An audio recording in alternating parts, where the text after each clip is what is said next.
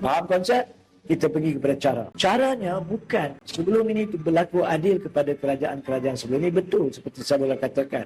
Pada masa Perdana Menterian Tun Dr. Mahathir pada 21 September 2018, Tun telah membuat kenyataan bahawa kerajaan dalam proses menggubal undang-undang bagi penubuhan ombudsman. Dan setahun kemudian, 1 November 2019, Mendiang Lui Wui Kiong telah membuat kenyataan cadangan penubuhan ombudsman telah dibentangkan kepada Kabinet dan Kabinet telah bersetuju. Tetapi kita tahu Sheraton Move berlaku pada Februari, kerajaan jatuh. So, dia sangkut di situ. Tetapi untuk berlaku adil kepada kerajaan Muhyiddin Yassin selepas itu, Taqiyuddin Hasan telah mengeluarkan satu kenyataan pada 24 November 2020 mengatakan bahawa draft gubalan Undang-Undang Ombudsman telah dimajukan ke pejabat pendakwa raya. Maksudnya, diikut, masih berjalan dan dipercayai akan dibentangkan. Tapi jatuh kerajaan Ismail Sabri naik. Tapi Ismail Sabri pun pada 15 September 2021 telah membuat kenyataan bahawa akan dibentangkan di Parlimen.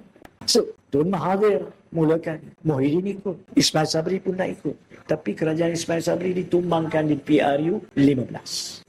Jadi soalannya kepada kerajaan sekarang ini, kerajaan Anwar Ibrahim, sejak menjadi kerajaan November 2022, lebih pada 2 tahun, adakah kerajaan ini nak teruskan dengan penubuhan Suruhanjaya Ombudsman atau tidak?